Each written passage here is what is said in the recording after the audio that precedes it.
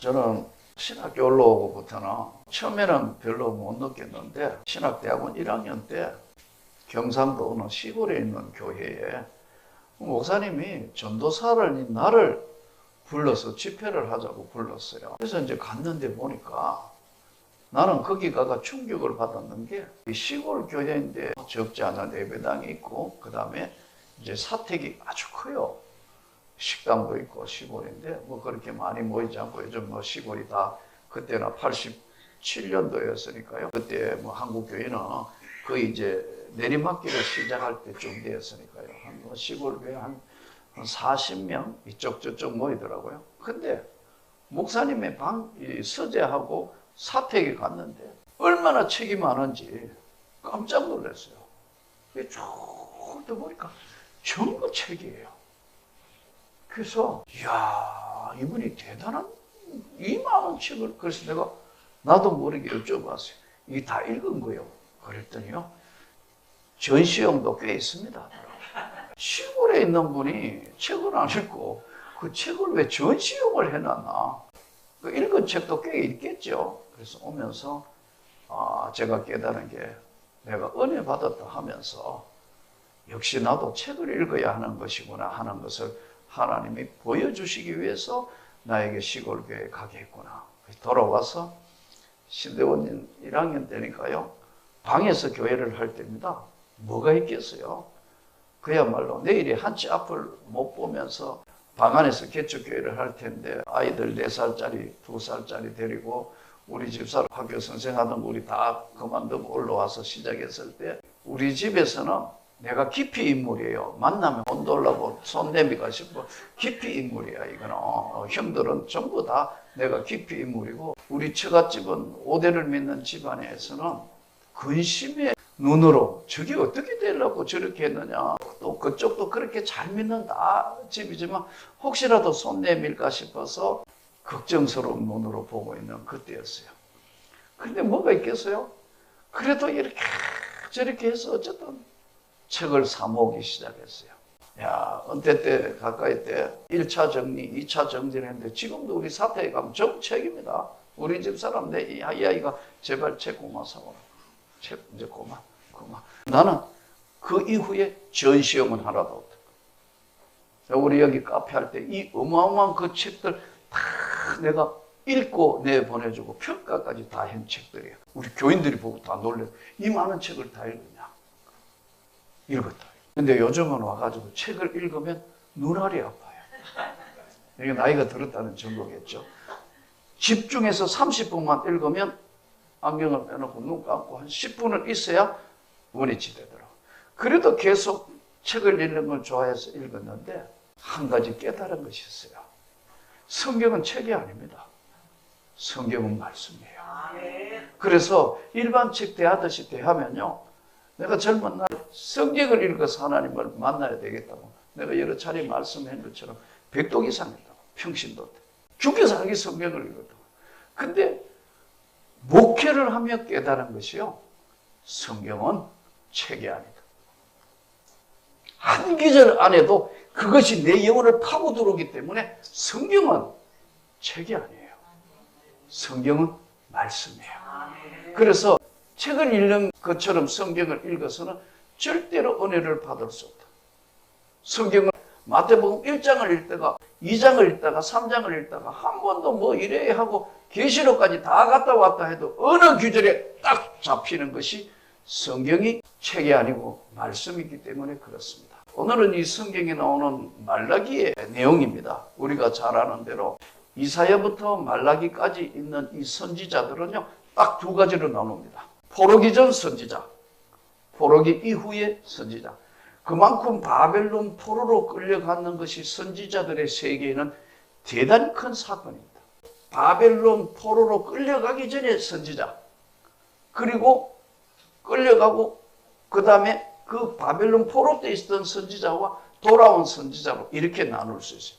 그러니까 정확하게 이야기하면 포로기 전, 포로기 후 하나를 더 나눈다면 포로기 때 있었던 선지자, 돌아올 때 학개, 스가랴 이게 전부 이제 돌아올 때 힘을 주고 말씀을 주신 거거든요. 그리고 다니엘, 뭐 이런 거, 에스겔, 그발강 강가에서 본 환상, 이게 전부 포로기 때 있었던 거란 말이에요. 자, 오늘 맨 마지막에 말라기 선지자 이후에 우리가 성경을 따라가 보면 말라기 선지자 이후에 400년 동안 침묵을 해요. 아무것도 없어. 아무것도 없는데 400년 뒤에 예수 그리스도가 이 땅에 오시는 거예요. 오늘 이 말라기는 마지막 선지서에 있는 이 여기에 오늘 이 말씀에 만군의 여호와가 이르노라 보라 용광로 불 같은 날이 이르니 교만한 자와 악을 행하는 자는 다 지푸라기 같을 것이라. 그 이르는 날에 그들을 살라 그 뿌리와 가지를 남기지 아니할 것이로되. 우리가 제가 늘 자주 말씀드립니다만 신앙생활하면서 예수를 믿고 구원을 받은 사람도요, 우리가 예수님과 내가 함께 동행한다, 내가 구원받은 하나님의 백성으로 성령의 인도함을 따라간다는 걸 잠깐만 잊어버리면요, 어느 사이에 세상에 가 있어요. 세상과 하나님 백성의 구별의 경계선이 묘하다 이 말이에요. 그래서 내가 목회하며 성도들도 보면 상담해보고 수많은 사람들 보면은 이 사람이 왜 이런 사고를 하지? 예수를 믿고 구원을 받고 더 놀라운 것은 목사와 선교사고 이런데 왜 이런 사고를 하지? 이해가 안 되는 사람이 있다. 이해가 안 되는 일들이 벌어지고 있다고요. 왜 그러냐 하면요, 신의 영역 안에는 한 발만 미끄러지면 무시무시한 절벽으로 가는 것이 성경이에요. 좁은 문으로 들어가라. 그 길은 좁고 협착하여 찾는 자같이 없다. 근데 우리가 이렇게 보면은 모임이나 단체 뭐 조금만 그러면 어떤 문제 생겼을 때요, 이게 진짜 하나님 백성 만나 모여서 하는 회의가 맞아? 이게 하는 짓이 맞아? 여자로 편법 쓰는 거. 난 그럴 때마다 가슴이 쿵닥쿵닥 뛰면서 이건 아닌데 준비해야 되겠다. 여기 우리가 이 땅에 사는 날 동안 예수로 새 생명을 받았으면 절대로 악하게 살면 안 돼. 악하고 타협하면은요, 우선은 될 것 같지만 용광로에 불 같은 날이 있다 이거예요. 제가 자주 말씀드리면 지옥이 진짜 있고 지옥불이 무시한 불이 있어요. 안 믿는 거예요 이게. 말은 그렇게 설교도 하고 그렇게 뭐 인식은 하지만 두려워하지 않는 거예요. 여기 왜 공의로운 해가 뭐냐면 공적으로 어려운 걸 공의를 하잖아요. 세상 사람 모든 사람에게 내놨을 때 이게 어떤 건데 했을 때 공적으로 의로운 게 공이란 말이야. 공의로운 해가 떠올라서 이 공의로운 해가 이 세상에는 없는 바로 예수 그리스도. 그분이 공의로운 해가 떠올라서 너에게 싫어하는 광선을 주신다는 게 아니고 비추시는. 잘 들어야 돼요. 비추는 거 어떻게 해요? 내가 이렇게 비추고 있는데 약간만 내가 딴 데로 가거나 움직이면 어떻게 해요? 그 빛이 비치는 데서 멀어지는 거. 싫어하는 광선을 발하리니 외양간에서 나온 송아지처럼 뛰게 될 것이다. 그러니까 진짜 은혜 받으면 여러 가지 있겠지만 딱 바뀌는 한 가지만 이야기하라. 기쁨. 이 기쁨. 선교사 선교지 왜 나가죠? 선교 일해가 막 세상 말로 온갖 고생, 온갖 힘든 거 다 겪고 막 정말 고통받고 하지만 이민족들이 그 불쌍한 영혼들이 예수를 믿고 기뻐 날뛰는 거 보면 그게 주님의 기쁨이고 내 기쁨이고 외양간에 나온 송아지처럼 뛰게 되는 거. 그렇기 때문에 먼 곳에 정말 목숨 걸어놓고 선교하기로 가기로 하고 고난과 역경이 있으면서 참 아픔이 하고 목회 왜 하는 거죠? 제가 오늘날 이렇게 보면 우리 젊은 목회자들이요, 기쁨을 잃은 거예요. 의무적으로 하는 것 같아요. 열정. 주님을 사랑하는 뜨거운 열정이 사라지면 이거는 회사하고 비슷해져요. 이 큰일 났다. 주님을 사랑하는 뜨거운 열정. 이건 뭐냐 하면 신의 영역에서 비추리는 싫어하는 광선을 바라느니 너희가 외양간에서 나온 송아지처럼 기뻐서 기뻐 뛰며 주를 보겠네. 이것은 인간 세상에 없는 신의 영역에서 비춰주시는 은혜거든. 이때 치료도 나타나고 병든 영혼이 정말 새로워지고 또 인생 전체의 가치관, 인생과 물증관이 다 바뀌어요. 이번에 보니까 누가 책을 줘가지고 목사님 이거 꼭 한번 읽고 그 다음에 자기한테 다시 한번 전화해서 한번 평가를 해달라고 책 저자가 나한테 보내왔어요. 목사님이에요.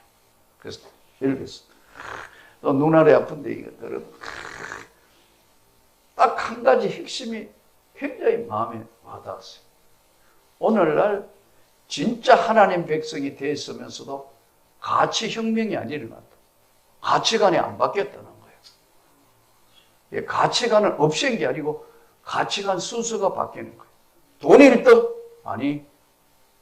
물질이 1등? 아니. 명예가 1등? 아니. 권력이 1등? 아니. 없애라는 게 아니에요. 예수님 말씀도. 이 우선순위의 첫 번째가 뭐냐? 성경은 이렇게 말씀한다. 하나님과 재물을 겸하여 섬길 수는 없다. 또 진짜 예수를 사랑하면 모든 것이 이루어진다. 요한복음에도 나오잖아요.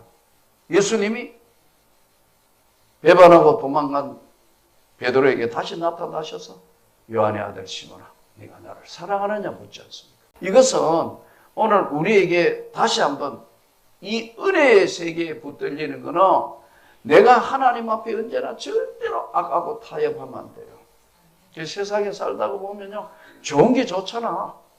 아니, 목사님들 세계도 뭐 모이면 이게 원칙이 아닌데 이게 아니거든. 이 좋은 게 좋잖아 하더라고. 뭐라고? 좋은 게 좋잖아. 그거는 세상 사람 쓰는 용어예요. 한 번은 어느 교회 집회를 갔어요. 은혜를 받았대. 나도 너무너무 기뻐가지고 은혜를 받았대. 둘이 죽기 살기 나눠져가 싸우던 교회예요. 양쪽이. 그래서 아마 해결하려고 나를 불러갔대. 그래서 막 전부 손을 들고 막 회개하고 은혜 받았다 해서 이야, 이제 정말 하나님이 큰 은혜 주시는 모양이다. 그래서 이제 해결이 될 것 같아서 양쪽의 대표를 불렀어요. 숙소에 불러가 이제 화해하고 저 손잡고 한번 안아주고 하시죠. 그러니까 뭐라 하잖아요. 내 눈에 흙 들어가기 전에는 안 된다. 이거는 건달이나 하는 얘기거든요. 너무 놀래가 뭐라고요? 그랬더니 내 눈에 흙 들어가기 전에는 안 됩니다. 야, 그래서 내가 그 목사보고 불렀어요. 그대 여기 있지 마.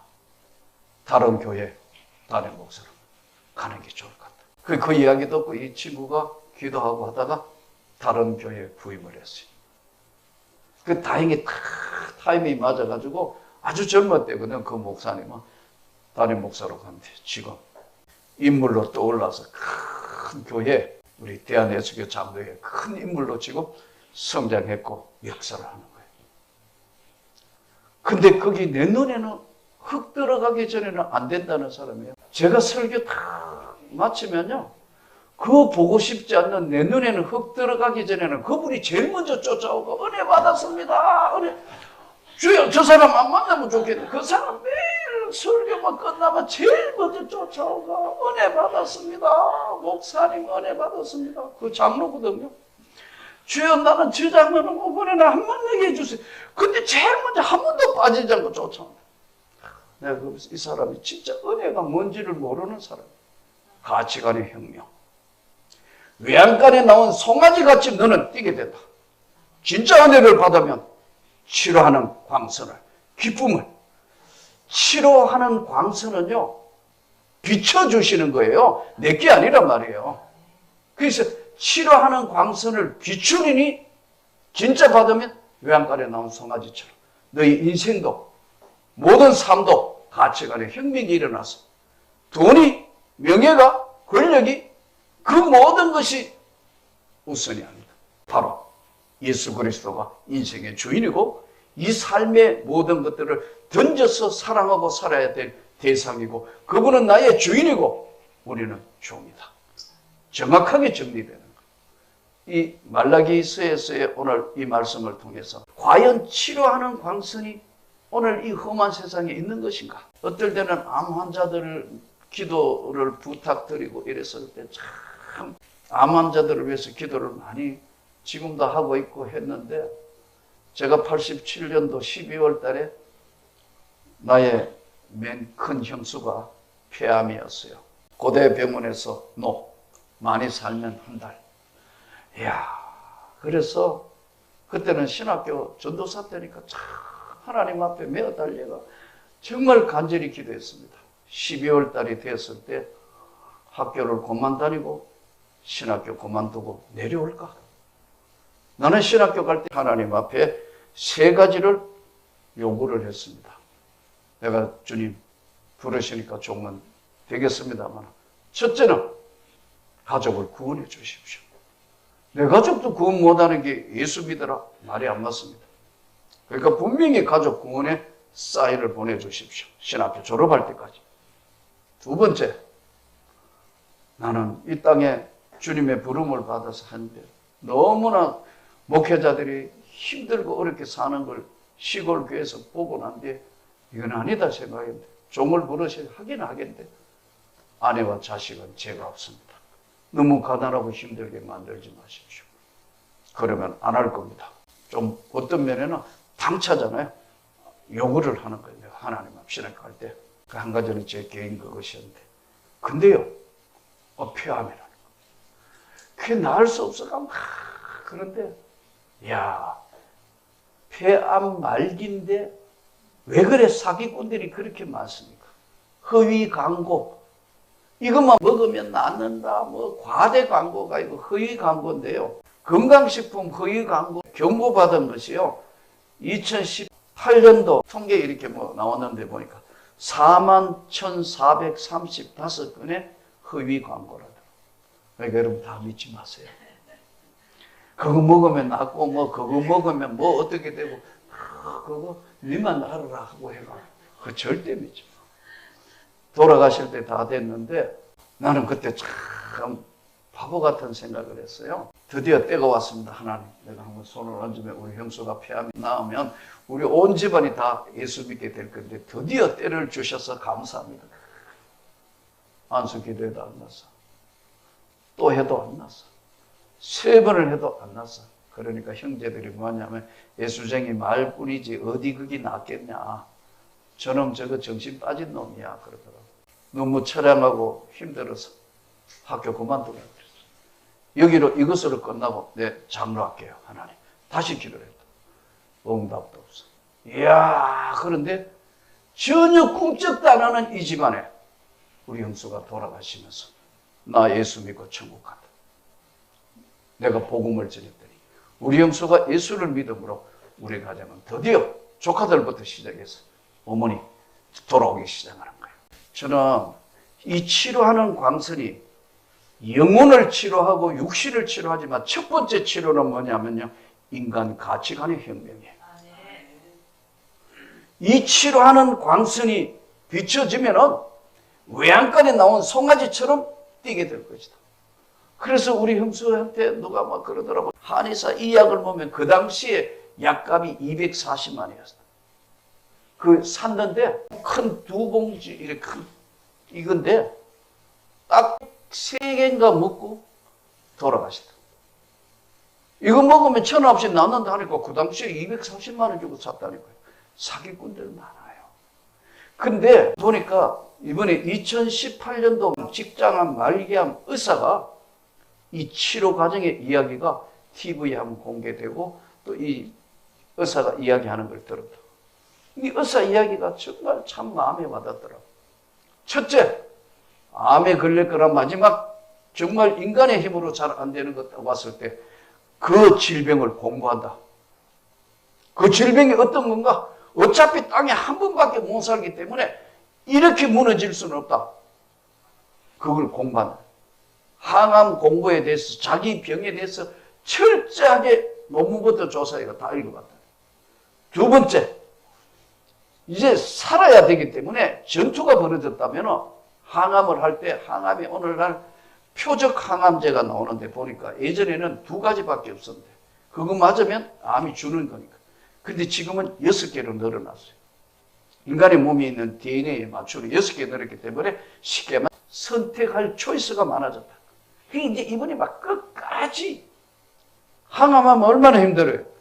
토하면 음식 못 먹어서 이제 무너지는데, 토하면 다시 토하고 먹고, 토하면 먹고, 질면 안 된다. 이야, 대단한 정신. 7가지를 이야기하더라고요. 끝까지 먹고, 그리고 무너지면 안 되기 때문에 끝까지 먹고, 토하고 먹고, 토하고 먹고 하면서 버티면서 자기가 할 수 있는 운동, 면역이 살아나야 되니까. 그래서 이분은 이런 이야기를 하더라고요. 표적 항암제, 그것을 바칠 수 있는 면역 항암제. 인간의 몸 스스로가 면역이 살아날 수 있는 걸 의사인 나는 알기 때문에 이걸 하는 거다. 이야, 대단하다. 지금은 췌장암 같은 경우에도 생존율 5%에서 지금 표적 항암제가 나오고 면역 항암제 움직이고 하면 38%까지 올라갔다. 말기 환자에게. 그래서 자기는 절대로 포기하지 않고 운동, 혈액순환, 체력, 원칙을 고수하되 가족들한테 응원을 구하고 친구들한테도 응원을 구하고 해서 외롭지 않게 해가 이 싸움을 도와달라고 했다더라. 내가 이야 듣다가 박수를 쳤다. 우리가 오늘 하나님 앞에 이 표적 항암 치료제, 면역 항암 치료제, 이것보다 더 무서운 오늘 성경이 치료하는 광선을 바라는 건 성령 치료 아니에요? 치료하는 광선을 바라느니 외양간에 나온 송아지처럼 뛰리라. 이것은 비춰주시는 거기 때문에 비치는 자리에만 있으면 이 놀라운 빛을 받으면 치유될 수 있다. 1980년 2월 13일 밤에 그 빛의 세계를 눈으로 본 내가 증인자라. 틀림없이 내 눈으로 봤기 때문에 나는 이 길을 걸어왔다. 천국이 정말로 있고 지옥이 정말로 있고 우리가 사는 이 땅에 딱 한 번밖에 사는 것이 없기 때문에 오늘 이 치료하는 광선을 의로운 해가 떠올라 치료하는 광선 예수의 빛이다. 나는 여러분들에게 이 예수의 빛이 우리 모두에게 역사하셔서 이 복잡하고 힘든 세상에 하루하루를 승리하고 또 질병으로 고생하고 힘든 사람들에게 예수의 공의로운 치료하는 빛이 나타나서 외양간에서 송아지가 뛰어나오는 그런 은혜의 축복이 우리 모두에게 있기를 진심으로 축복합니다.